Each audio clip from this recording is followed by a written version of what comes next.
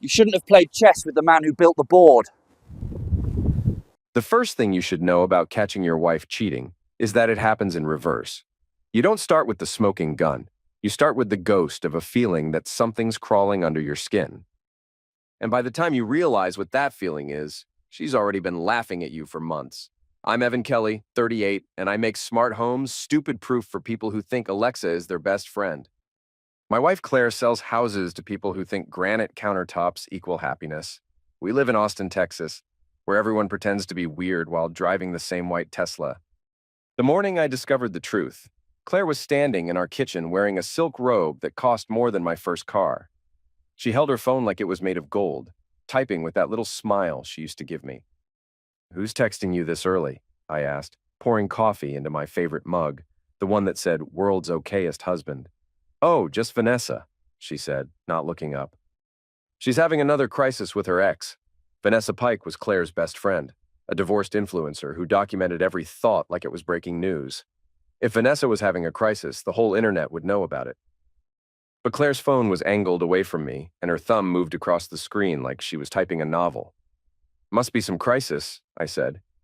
Claire's smile faltered for exactly 1 second. You know how she gets. I knew how Vanessa got. I also knew how Claire got when she was lying. Her left eyebrow twitched, and she touched her neck like she was checking for a pulse. She'd done it since college, back when she'd lie about skipping class to hang out with her sorority sisters. "I'll probably be late tonight," she said, finally looking up. "Jeremy wants to go over the Henderson property again." Jeremy Stokes, her mentor. 44 years old, owned Stokes Realty, and had the kind of smile that made you want to count your teeth after shaking his hand. He'd been helping Claire level up her game for the past 6 months. "That's the third time this week," I said. "It's a complicated sale," she said. "You wouldn't understand." The words hit like a slap. I'd been designing automated systems for million-dollar homes while she was still figuring out how to use the copy machine at her old job. But I just nodded and went back to my coffee. That's when I noticed something wrong with our home automation system. The network showed a device I didn't recognize, an Apple Watch connected to our Wi-Fi. Model A 2356. Jeremy's watch. He'd been in our house. Claire kissed my cheek, her lips cold against my skin. "Love you," she said, the words empty as campaign promises. "Love you too," I replied, watching her walk away. But here's the thing about smart homes. They remember everything. Every device that connects, every door that opens, every light that turns on. And I built this system myself, with features that Apple and Google could only dream of. While Claire got ready for work, I pulled up the logs. Jeremy's watch had connected to our network 17 times in the past month. Always when I was supposed to be out. Always for hours at a time. The bedroom motion sensors told their own story. Movement patterns during the day, when Claire was supposedly showing houses. The smart lock on our front door had been disengaged 43 times outside normal hours. I sat there staring at the data, feeling like I'd been punched in the gut with a baseball bat wrapped in evidence. Claire came downstairs wearing her lucky red dress, the one she'd worn to our wedding rehearsal dinner. Her hair was perfect, her makeup flawless, she looked beautiful, she looked guilty. "See you tonight," she said, grabbing her keys. "Yeah," I said. "See you tonight." The door closed behind her, and I was alone with the truth. Most men would have confronted her right then, screamed, thrown things, demanded answers. But I'm not most men. I'm an engineer. I solve problems. And Claire had just become a problem that needed solving. I spent the morning installing additional sensors throughout the house. Cameras disguised as smoke detectors, audio recording through our smart speakers, motion tracking in every room. If she wanted to play games, I'd give her a game worth playing. By lunch, I'd created a complete surveillance network that would make the NSA jealous. Every entrance monitored, every conversation recorded, every device tracked, all hidden in plain sight, running through systems I'd already installed. Claire thought she was smarter than me. She thought I was just another oblivious husband, too busy with my gadgets to notice what was happening in my own home. She was about to learn how wrong she was. The phone rang at 2:47 p.m. Claire's number. "Hey, babe," she said, her voice bright and fake. "I'm going to be even later tonight. Jeremy found some issues with the property inspection." "What kind of issues?" "Just technical stuff, you know how it is." I did know how it was. I knew she was lying through her teeth. "Where are you right now?" I asked. "At the office? Why?" I pulled up the GPS tracking on her phone, another feature I'd built into our home security system. She was at the Hilton downtown. "No reason," I said. "Just wanted to know when to expect you." "Probably around 11. Don't wait up." "I won't." She hung up, and I smiled for the first time all day. It wasn't a nice smile. At 3:15, Jeremy's watch connected to the hotel's Wi-Fi. At 3:18, Claire's phone went into airplane mode. At 3:22, I started planning their destruction. See, the beautiful thing about being married to someone for 12 years is that you know everything about them. Their social security number, their passwords, their deepest fears. Claire was terrified of public humiliation. She'd rather die than look stupid in front of her friends. I was going to make her wish she had. But first, I needed proof. Real proof. The kind that would hold up in divorce court and destroy her reputation at the same time. I started with Jeremy's background: public records, social media, business filings. The man had been divorced twice, both times for infidelity. He'd built his real estate business by stealing clients from his former partners. He was a hunter, and Claire was just his latest sufferer. Or maybe she was his willing accomplice. The surveillance footage would tell me which. I spent the rest of the afternoon setting up remote access to Jeremy's office building. It was easier than it should have been. His property management company used the same automation system I'd designed for 3 other buildings in Austin. A few keystrokes, and I had access to his security cameras, door locks, and environmental controls. Claire came home at 11:47 p.m., exactly when she said she would. She'd showered. I could smell the hotel shampoo from across the room. Her hair was still damp at the roots. "How was the property inspection?" I asked from the couch. She froze for just a moment. "Fine, boring." "You know how Jeremy gets about details." "I'm sure." She kissed my forehead, and I caught a whiff of cologne that wasn't mine. Expensive stuff, the kind Jeremy would wear. "I'm exhausted," she said. "Going to bed." "Good night." I waited until her breathing evened out, then went to my office and started downloading the day's surveillance footage. What I saw made my blood run cold. Jeremy had been in our house for 3 hours that afternoon. They'd used our bed, our shower, our kitchen. Claire had made him coffee in my favorite mug. They'd laughed about something while standing in our living room, and Claire had run her fingers through his hair like she used to do with mine. The audio was even worse. They talked about me like I was a pet that needed to be managed. Claire had called me clueless and boring. Jeremy had suggested she could do better. "He's so wrapped up in his computers," Claire had said. "He wouldn't notice if I brought a marching band home." They'd made plans for the weekend. A trip to Jeremy's lake house with Vanessa as their alibi. Claire's birthday was next week, and I'd already bought her a spa weekend. She was going to use it to cover their romantic getaway. I sat there in the dark watching my wife betray me in high definition.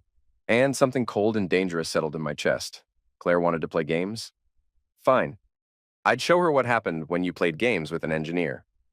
The next morning, I made breakfast like nothing had happened. Pancakes, bacon, fresh coffee.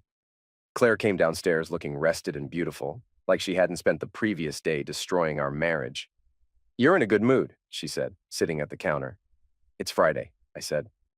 "And I've got a surprise for you." Her smile faltered. "What kind of surprise?" "I upgraded your birthday gift. Instead of a spa weekend, I booked you a luxury retreat at Canyon Lake. You and Vanessa can have the whole place to yourselves." Claire's face went white. That's really sweet, but I already made plans with Vanessa for the spa. I called and moved everything. The retreat is this weekend. I figured you'd want to celebrate early." She was trapped. If she protested too much, I'd get suspicious. If she went along with it, she'd miss her romantic weekend with Jeremy. "I'll need to check with Vanessa," she said slowly. "Already did." "She's thrilled." That was a lie. I hadn't talked to Vanessa, but I'd sent her a text from Claire's phone while she was sleeping, confirming the weekend plans. As far as Vanessa knew, this was Claire's idea. Claire stared at me like I'd just spoken in tongues. You called Vanessa?" "Last night, after you fell asleep. I wanted it to be a surprise." She was really panicking now. Her left eyebrow was twitching so hard it looked like Morse code. "Maybe we should postpone," she said. "I've got a lot of work stuff coming up." "Like what?" "The Henderson property. Jeremy really needs me this weekend." I leaned across the counter, looking concerned. On your birthday weekend? That seems unreasonable. It's not unreasonable. It's important. More important than your birthday. She was digging herself deeper with every word. Of course not. But you know how Jeremy gets about deadlines. I do know how Jeremy gets, I said. Maybe I should call him, explain the situation. No. The word came out too fast, too sharp. I mean, no, I'll handle it. You sure? She forced a smile. Positive. The retreat sounds amazing. Really thoughtful. Good. I'll pack your bags. While Claire showered, I went through her phone. The messages with Jeremy were exactly what I'd expected. Desperate sexting, plans for the weekend, complaints about her boring husband. She'd even sent him photos I'd rather not think about. But buried in the conversation was something interesting. Jeremy had been pressuring her to leave me. He wanted her to file for divorce and move in with him. Claire had been hesitant, worried about the financial implications. He's not as stupid as he looks, she'd texted. He's got money hidden away. I need to be careful. Hidden money. She thought I was hiding assets from her. That was rich, considering she'd been hiding a whole relationship from me. I screenshotted everything, then deleted the evidence. By the time Claire got out of the shower, her phone was back on the nightstand, and I was packing her favorite clothes. You don't have to do that, she said, toweling off her hair. I want to. It's your birthday. She watched me fold her lucky red dress, the one she'd worn to seduce Jeremy. You're being really sweet about this. I love you, I said. I want you to be happy. The words tasted like poison in my mouth. Claire left at noon, hugging me goodbye like she meant it. I watched her drive away, then went to my office and started phase 2 of my plan. Jeremy's office building was about to have some technical difficulties. I started small. The temperature controls in his office suite, gradually increasing the heat until it was unbearable. The lights in the parking garage flickering on and off like a strobe. The elevator, mysteriously stopping between floors for 30 seconds at a time. Nothing dangerous, nothing that would leave fingerprints, just enough to make Jeremy's day miserable. But the real show was about to begin. I'd hacked into the building's security system the night before. 24 high-definition cameras, all recording to a server I now controlled. Jeremy's every move was being documented, from his morning coffee to his frustrated phone calls about the building's electrical problems. At 2:30, he called Claire. The building's going crazy, he said, his voice carrying clearly through the audio feed. The AC's broken, the lights are flickering, and I swear the elevator's haunted. That's weird, Claire said. Maybe it's just old wiring. Maybe. Or maybe someone's screwing with me. Who would do that? I don't know, but I'm getting out of here. Want to grab lunch? I can't. I'm at the retreat, remember? There was a pause. Right, the retreat. How's it going? It's nice. Relaxing, another pause. You sound weird. I'm just tired. Vanessa's been talking nonstop. About what? You know, girl stuff. Jeremy laughed. Well, try to have fun. I'll miss you. I'll miss you too. They hung up and I smiled. Claire was stuck at the retreat. Jeremy was stuck in his malfunctioning office. And I was just getting started. I spent the rest of the afternoon researching Jeremy's business. Stokes Realty had been profitable for the past 5 years, but barely. Jeremy lived beyond his means, financing his lifestyle with loans against future commissions. He was one bad month away from bankruptcy. That gave me an idea. I created a fake online review account and started posting negative reviews about Jeremy's properties. Nothing libelous, just disappointed customers talking about overpriced homes and pushy sales tactics. Within hours, his average rating had dropped from 4.2 to 3.1 stars. But that was just the appetizer. The real fun started when I accessed Jeremy's client database. Stokes Realty used a cloud-based system that was about as secure as a screen door. I downloaded everything: client information, property listings, financial records, enough dirt to bury Jeremy's career 6 feet under, and then I found the smoking gun. Jeremy had been using inside information to flip properties. He'd buy houses through shell companies, then convince his clients to sell to him at below-market prices. It was fraud, plain and simple, and I had the evidence to prove it. I printed everything, organized it into neat folders, and prepared to mail it to the Texas Real Estate Commission. But first, I wanted to watch Jeremy squirm. Claire called at 6:15. Having fun? I asked. It's great, she said, her voice strained. Really great. How's your day? Productive. I've been working on a new project. What kind of project? Just some upgrades to our home security system, making sure everything's protected. That's nice. Yeah. I want to make sure no one can get in without me knowing about it. Claire went quiet for a moment. That makes sense. Security's important. Very important. You never know who might be watching. Right. Well, I should go. Vanessa wants to do some meditation thing. Sounds relaxing. Love you. Love you too. She hung up, and I laughed out loud. Claire was probably having the worst birthday weekend of her life, trapped at a retreat when she'd rather be with Jeremy. And Jeremy was sitting in his sweltering office, wondering why everything was falling apart. But I was just getting warmed up. Sunday morning, I decided to pay Jeremy a visit. Not to confront him, that would come later. I just wanted to see the fear in his eyes when he realized someone was watching. I found him at his lake house, washing his car in the driveway. He looked tired, frustrated. His weekend hadn't gone according to plan. I parked across the street and called his office number. When he answered, I could hear the echo from his phone. Stokes Realty, this is Jeremy. Hi, I'm calling about the Henderson property, I said, disguising my voice. I heard there might be some issues with the inspection. No issues, Jeremy said, glancing around nervously. The property's in excellent condition.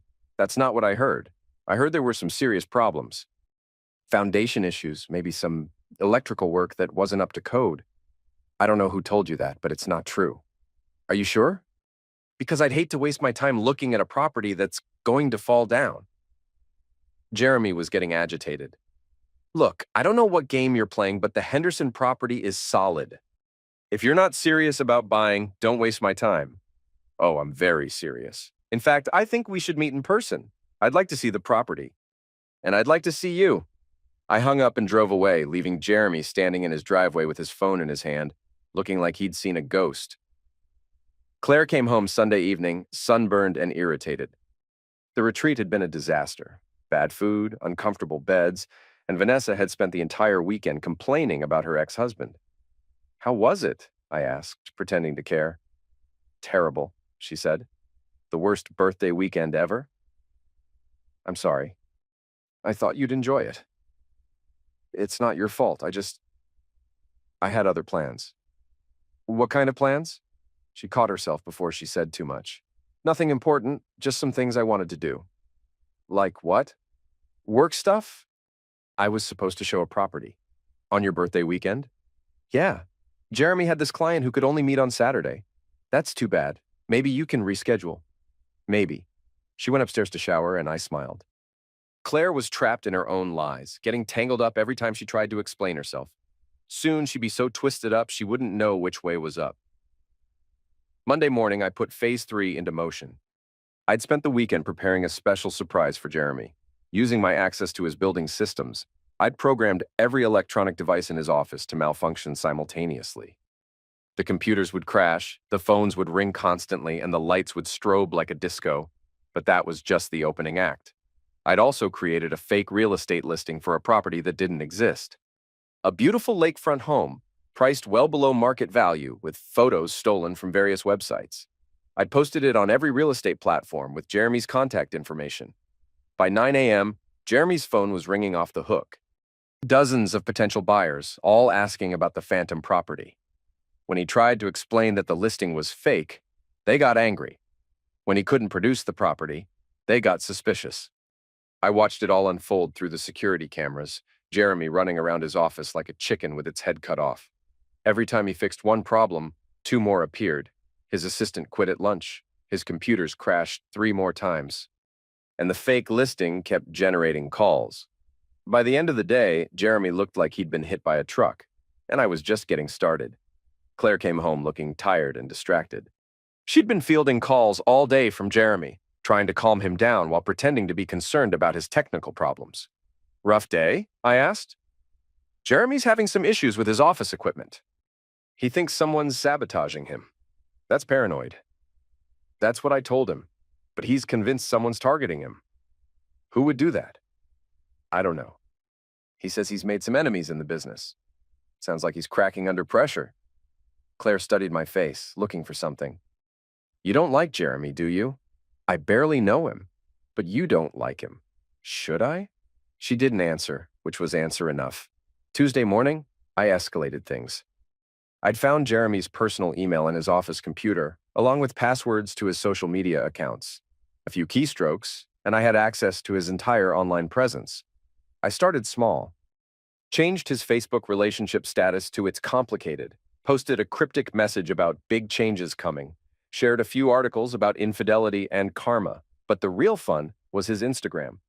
Jeremy had been posting photos of expensive dinners, luxury vacations, and his new BMW, all financed with money he didn't have, trying to impress women like my wife. I started editing his posts, added captions about fake success and borrowed money. Posted screenshots of his overdue bills and maxed out credit cards. Within hours, his carefully crafted image was crumbling. But I wasn't done with social media. I'd also hacked into Vanessa's accounts. My wife's accomplice, the woman who'd been covering for Claire's affair. She'd been posting about girls' weekends and friendship goals, never mentioning that she was helping my wife cheat. I fixed that. Using Claire's phone, I sent Vanessa a series of messages that painted a very different picture of their friendship. Messages about how Claire had been using her as a cover story. How Claire had called her desperate and pathetic. How Claire had been laughing about Vanessa's problems behind her back. Then I posted screenshots of the messages on Vanessa's public Instagram story with a caption that read, "This is what real friendship looks like. Thanks for showing me your true colors, Claire." The post went viral among their mutual friends.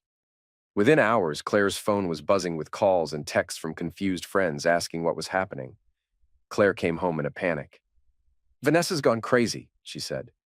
"She's posting lies about me on social media." "What kind of lies?" "She's saying I used her as a cover story, that I called her names behind her back." "Did you?" "Of course not." "I don't know why she's doing this." "Maybe she's having another breakdown." "This is different. She's trying to destroy my reputation." "Have you tried calling her?" "She won't answer. She's blocked me on everything." I made sympathetic noises while inside I was laughing. Claire was so focused on Vanessa's betrayal that she didn't notice the real threat. She thought her biggest problem was a crazy friend, not a vengeful husband. But I was just getting started. Wednesday morning, I implemented Phase 4.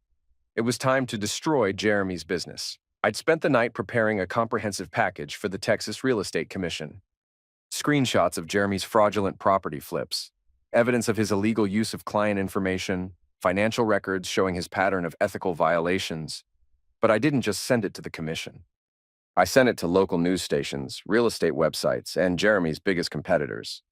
By noon, Jeremy's phone was ringing with reporters asking about his business practices.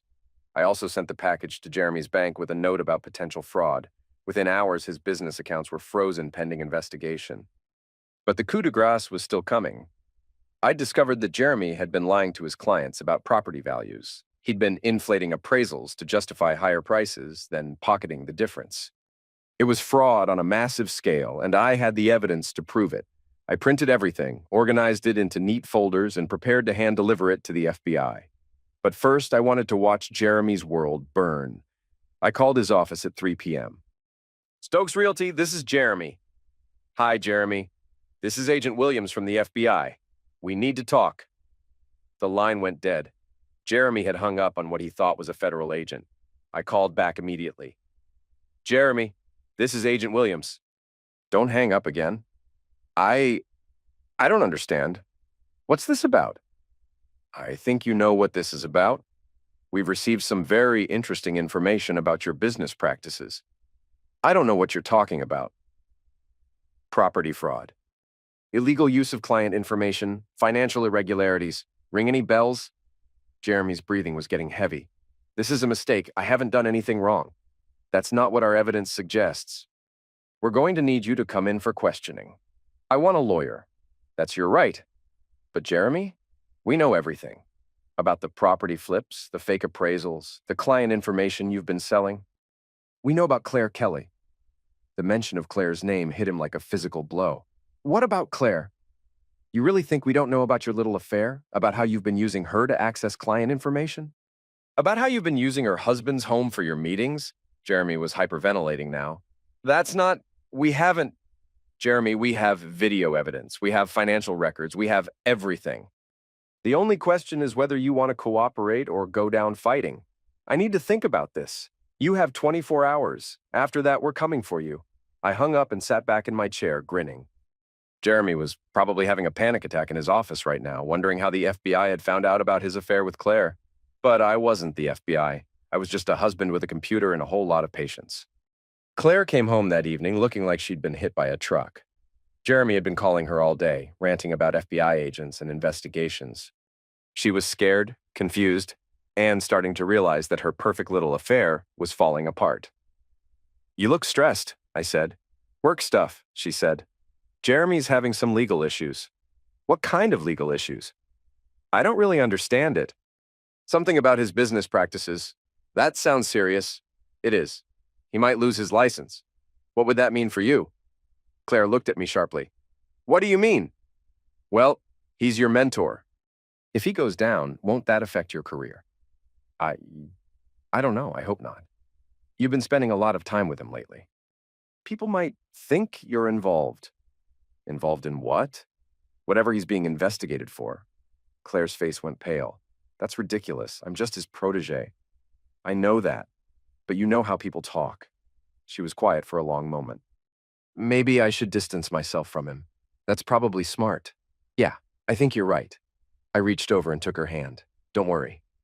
Whatever happens, we'll get through it together. She squeezed my hand, and for a moment, I almost felt sorry for her. Almost. Thursday morning, I decided it was time to turn up the heat. I'd been monitoring Jeremy's communications, and he was starting to panic. He'd called 3 different lawyers, all of whom had told him the same thing. If the FBI really had evidence of fraud, he was looking at serious jail time. But Jeremy still didn't know who was behind his problems. He suspected business rivals, disgruntled clients, maybe even the government. He never once considered that a betrayed husband might be orchestrating his downfall. That was about to change. I sent Jeremy a package at his office. No return address, just a manila envelope with his name typed on the front. Inside were printed screenshots of his affair with Claire. Photos of them together, transcripts of their conversations, evidence of their meetings in my house. At the bottom of the package was a single note. "I know what you've been doing. In my house, in my bed, with my wife. You have 24 hours to confess to Claire, or I'll destroy you both." I signed it with my initials, EK. Jeremy received the package at 10 a.m. By 10:15, he was calling Claire in a panic. "We need to talk," he said. "Right now." "I can't. I'm with a client." "Forget the client. This is important." "What's wrong?" "Not over the phone. Meet me at the usual place." The usual place was a coffee shop downtown where they'd been meeting for months. I knew because I'd been tracking their phones. I got there first, finding a table with a clear view of the entrance.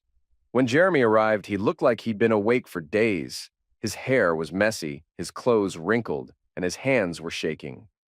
Claire showed up 10 minutes later, looking around nervously before sitting down. "What's going on?" she asked. Jeremy slid the envelope across the table. "Your husband knows." Claire opened it and went white. "Oh, God. Oh, God, oh, God, oh, God. He knows everything about us, about the house, about the business. How is that possible?" "I don't know. But he's been watching us. He has photos, recordings, everything." Claire was hyperventilating. "What are we going to do?" "I don't know. He wants me to confess to you, but you already know. I think he wants me to tell you it's over." "Is it over?" Jeremy looked at her like she'd lost her mind. "Of course it's over. Your husband's got enough evidence to destroy both of us." "But what about us? What about our plans?" "What plans? Claire, we're done. We have to be—" "You're abandoning me. I'm trying to survive.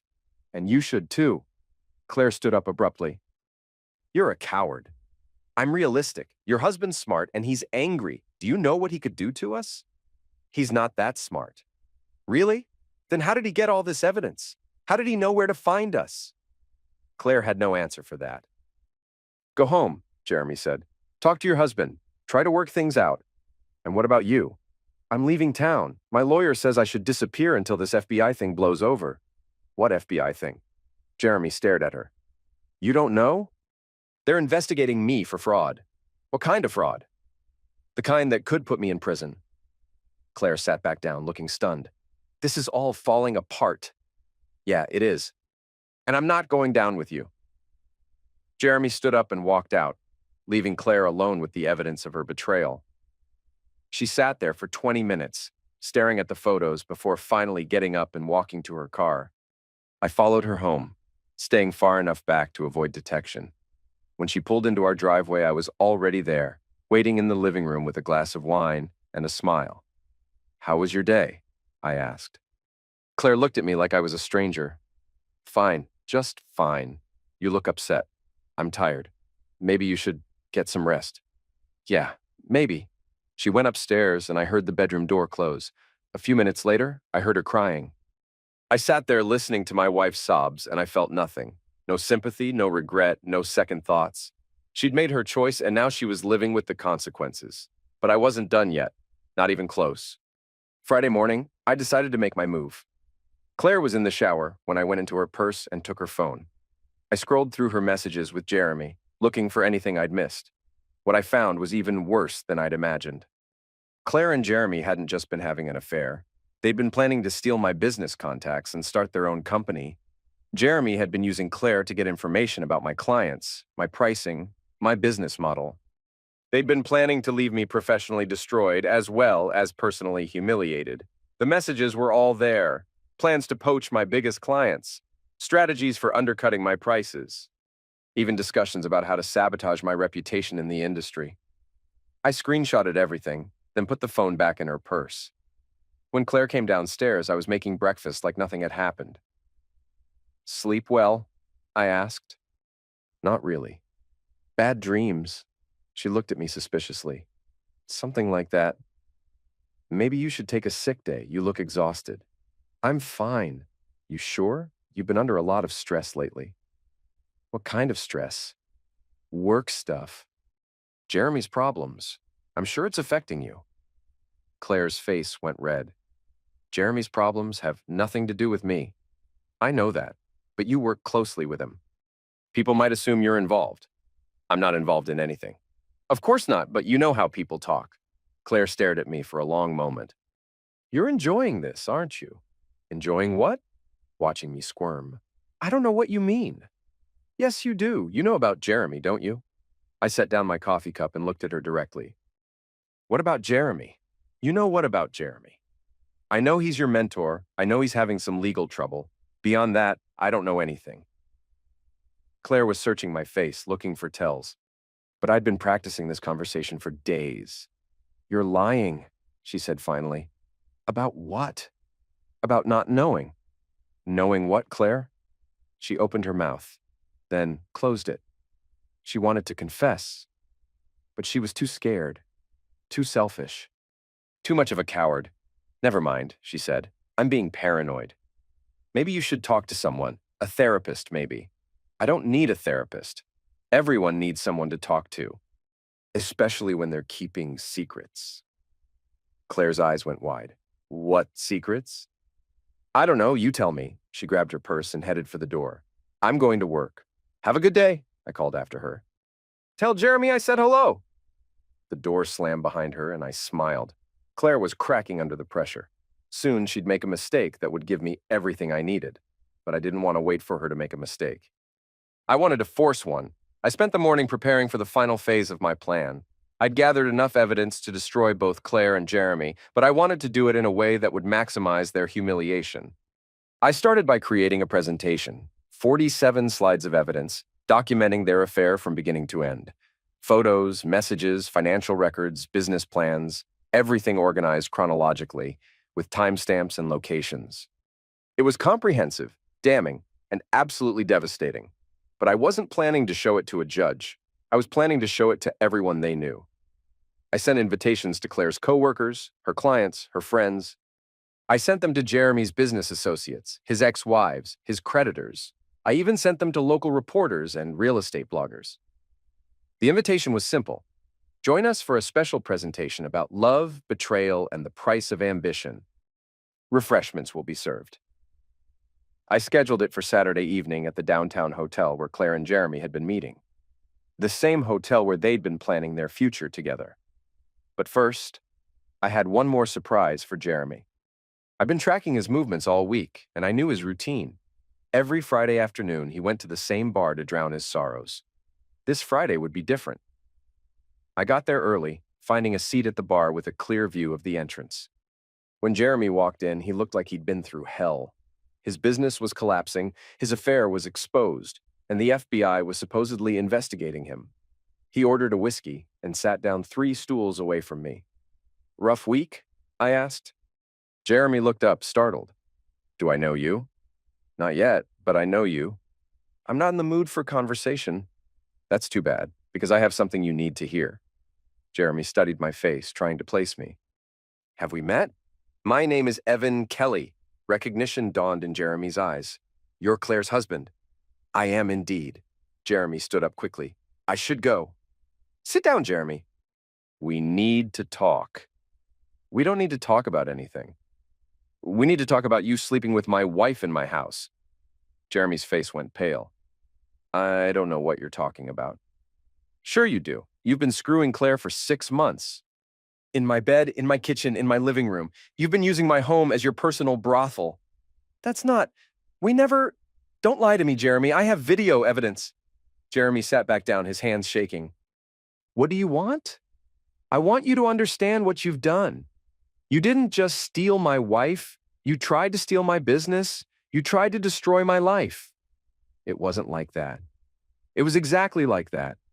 You convinced Claire to spy on me, to steal my client information, to sabotage my reputation. She came to me. No, she didn't. You targeted her. You saw a vulnerable woman in an unhappy marriage, and you exploited her." Jeremy's voice was barely a whisper. "What are you going to do?" "I'm going to destroy you, completely, utterly, without mercy." "The FBI thing? That was you?" "There is no FBI thing. That was me pretending to be a federal agent. Your business is still failing, though." "That part's real?" Jeremy stared at me in horror.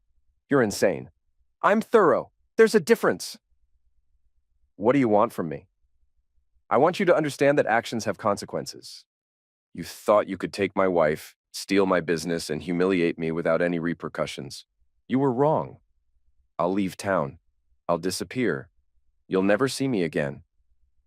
"Too late for that. The damage is done. Please, I'm begging you. Don't destroy me." "You should have thought about that before you decided to sleep with my wife."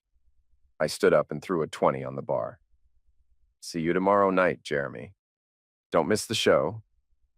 I walked out, leaving Jeremy sitting there with his whiskey and his regrets. Saturday afternoon, I spent hours setting up the hotel conference room.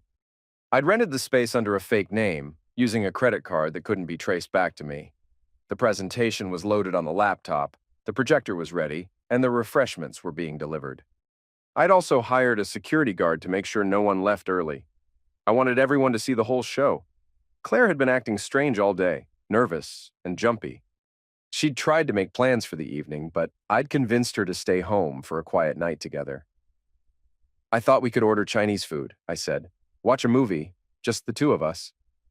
"That sounds nice," she said, but her heart wasn't in it. "You've been so stressed lately. I thought you could use some relaxation." "You're probably right." "I know I'm right. You've been carrying too much weight on your shoulders." Claire looked at me sharply. "What do you mean?" "Just work stuff. Jeremy's problems, all that stress you've been under." "I told you, Jeremy's problems have nothing to do with me." "I know, but you care about him. As a mentor, I mean." "Right. As a mentor. It must be hard watching someone you respect go through such a difficult time." Claire was quiet for a long moment. "Yeah, it is. Maybe you should distance yourself from him. For your own protection. Maybe. I'm just looking out for you. I don't want his problems to become your problems." "I know, you're right." But we both knew it was too late for that. At 6 p.m., I excused myself to run an errand. "I'll be back in an hour," I said. "Don't wait up if you get tired." "Where are you going?" "Just some business stuff, nothing important." I drove to the hotel where people were already starting to arrive. I recognized faces from Claire's office, Jeremy's business associates, even some of our mutual friends. They all looked confused, wondering why they'd been invited to a mysterious presentation. I checked my watch. 6:30. Time to start the show. I walked to the front of the room and turned on the projector. The first slide appeared on the screen. The true story of Claire Kelly and Jeremy Stokes. "Good evening, everyone," I said. "Thank you for coming. I know you're all wondering why you're here. Well, I have a story to tell you. A story about love, betrayal, and the price of ambition." I clicked to the next slide, which showed a photo of Claire and Jeremy kissing in my living room. "This is my wife, Claire Kelly, and her lover, Jeremy Stokes. For the past 6 months, they've been conducting an affair, in my house, in my bed, while I was at work, supporting the lifestyle that allowed them to betray me." The room was dead silent. Everyone was staring at the screen in shock. "But the affair was just the beginning," I continued. "They were also planning to steal my business, to poach my clients, to destroy my reputation and leave me with nothing." I clicked through slide after slide, showing evidence of their affair, their business plans, their lies and deceptions. With each image, each transcript, each financial record, the audience grew more horrified. Some people tried to leave, but the security guard blocked the exits. Everyone was going to see this. Everyone was going to know the truth. "Claire told me she was working late," I said. "She told me she was at the spa. She told me she was helping a friend. But she was really here in this very hotel, planning my destruction with the man she claimed was just her mentor." I showed them the text messages, the photos, the financial records. I showed them everything. Jeremy convinced Claire that I was stupid, that I was boring, that I would never figure out what was happening. He was wrong. The presentation lasted 45 minutes. When it was over, the room was silent except for the sound of people crying. "I want you all to remember this," I said. "Actions have consequences. Betrayal has a price. And sometimes, the quiet guy in the corner is the one you should fear the most." I turned off the projector and walked out of the room, leaving everyone to process what they'd just seen. My phone started ringing immediately. "Claire." "Where are you?" she asked, her voice panicked. "On my way home. Why?" "People are calling me. They're saying terrible things." "What kind of terrible things?" "They're saying you showed them photos of me and Jeremy." "That's strange. Why would I do that?" "I don't know. But they're saying it's true. They're saying you have evidence." "Evidence of what?" "You know what?" I pulled into our driveway and sat in the car, still talking to her. "Claire, I think you need to calm down." "Don't tell me to calm down." "What did you do?" "I went to run an errand. I told you that." "What kind of errand?" "Nothing important, just some business stuff." "Business stuff? What business stuff?" "I'll tell you when I get inside." I hung up and walked into the house. Claire was waiting in the living room, her face streaked with tears. "You did it, didn't you?" she said. "You showed them everything." "Showed them what?" "The photos, the messages, everything." "I don't know what you're talking about." "Stop lying. I know it was you." "Claire, you're not making any sense." "I'm making perfect sense." "You found out about Jeremy and you decided to destroy me." "Found out about Jeremy? Found out what?" Claire stared at me, her mouth open. She'd just confessed to the affair without meaning to. I didn't mean." "You didn't mean what, Claire?" "I didn't mean to hurt you." "Hurt me how?" "With Jeremy, with what happened between us." "What happened between you and Jeremy?" We had an affair for 6 months. I'm sorry." Finally, the confession I'd been waiting for. "An affair?" I said. "You and Jeremy?" "Yes, I'm sorry, I'm so sorry." "How long?" 6 months, maybe longer." "In our house? Sometimes." "Yes." "In our bed?" "Yes." I sat down on the couch, pretending to be shocked. "I can't believe this." I know it's terrible. All those late nights, all those work meetings, you were with him." "Yes." "And Vanessa knew?" "She helped me. She provided alibis. So everyone knew but me." "I'm sorry, I'm so sorry." "And the business stuff, the plans to steal my clients?" Claire's face went white. "How did you know about that?" "So it's true?" "It wasn't my idea. Jeremy convinced me. He said we could start our own company, using my clients, my business model, my reputation. I know it was wrong. I know you were going to destroy me, professionally and personally. I didn't want to hurt you, but you did it anyway. I thought you wouldn't find out. So it's okay to betray someone as long as they don't find out? No. No, that's not what I meant. What did you mean, Claire? I don't know what I meant. I was confused. I was unhappy. So you decided to cheat on me and steal my business. I made a mistake. A terrible mistake. A mistake is forgetting to put gas in the car. This was a choice, a series of choices. I know, and I'm sorry. Sorry doesn't fix this. What can I do? Tell me what to do to fix this. You can't fix this. You can't unbetray me. You can't unsleep with Jeremy. You can't unplan to destroy my business. So what happens now? Now you face the consequences.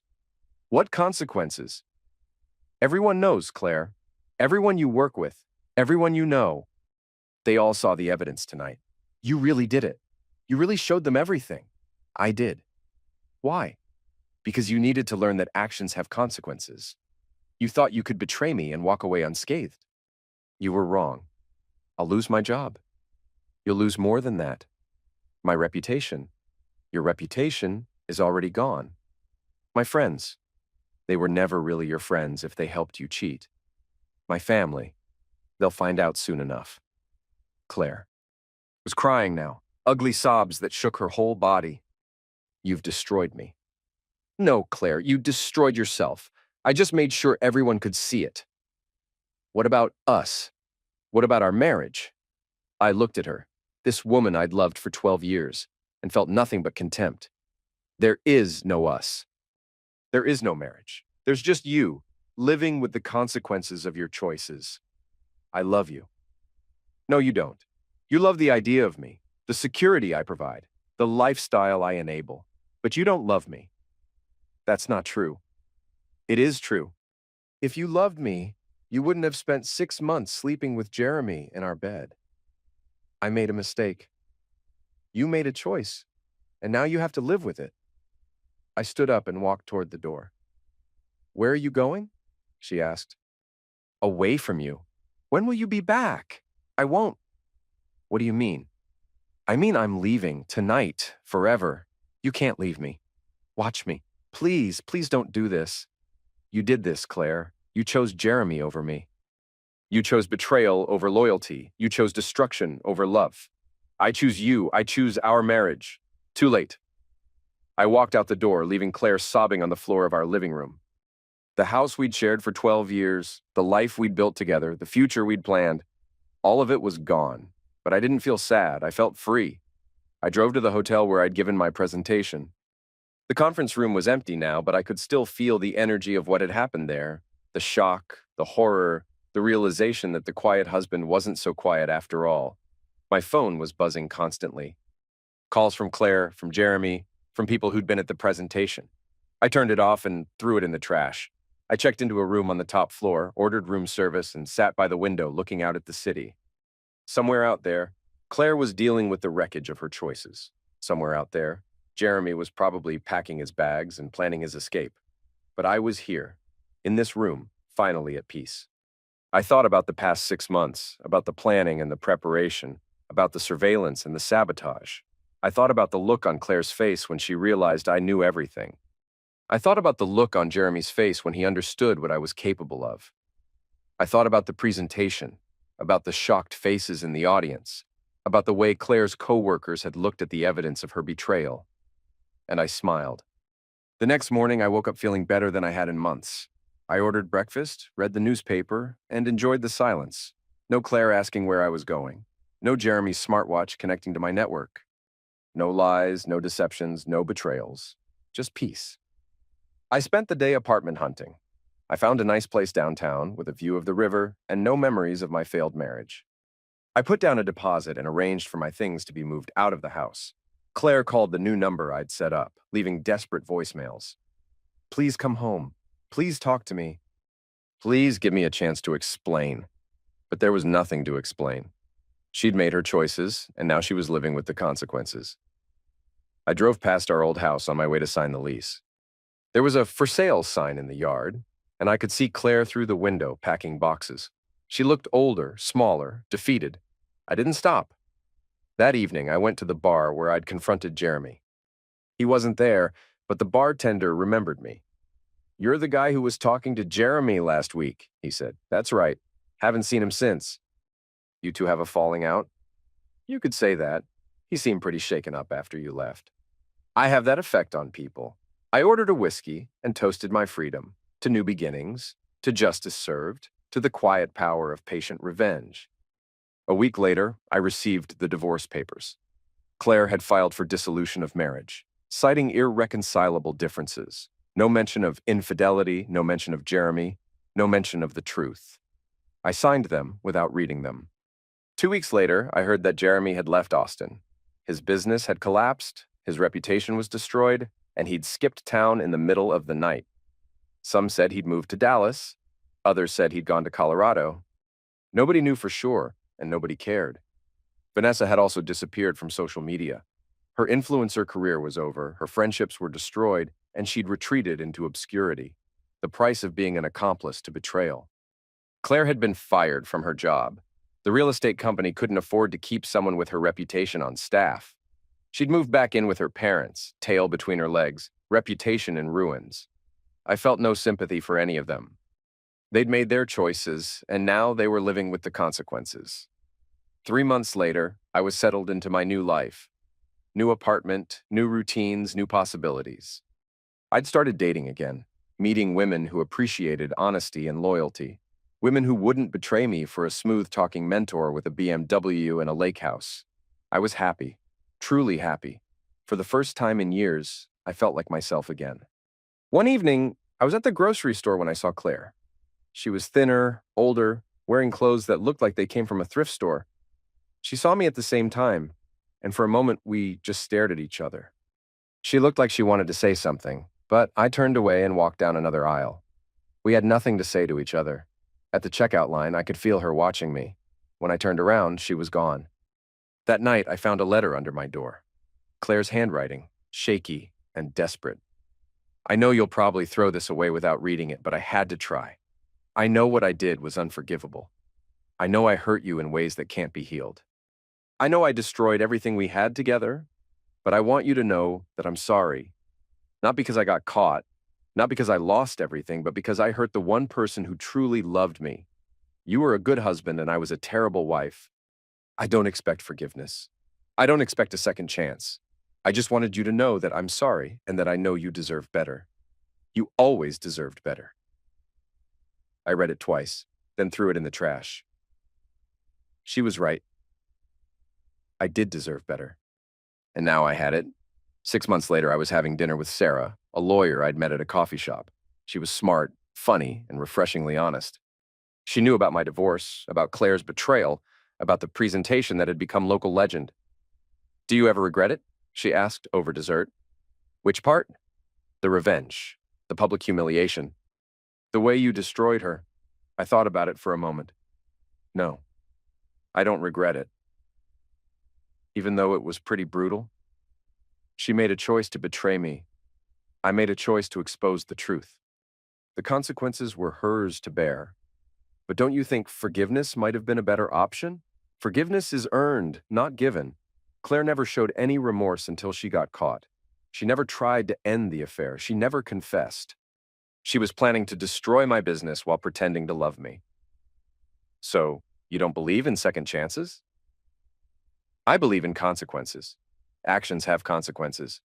Betrayal has a price. And sometimes, the price is everything. Sarah nodded slowly. I can understand that. Can you? My ex-husband cheated on me. I forgave him, gave him a second chance. He did it again and again. I finally left him. But I wasted 3 years trying to save a marriage that wasn't worth saving.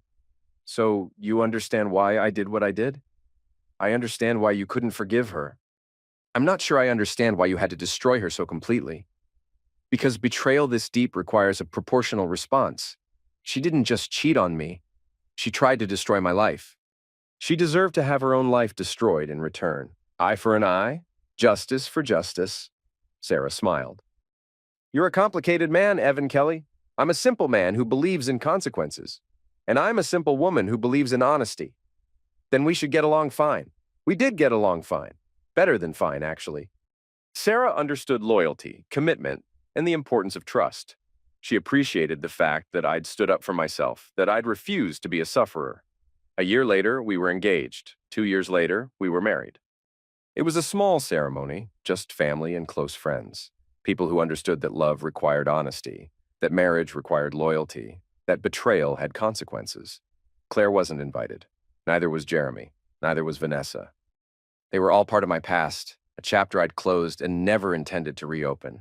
But sometimes, late at night, I thought about that presentation, about the look on Claire's face when she realized everyone knew her secrets, about the way Jeremy had trembled when he understood what I was capable of, about the complete destruction of their lives and reputations.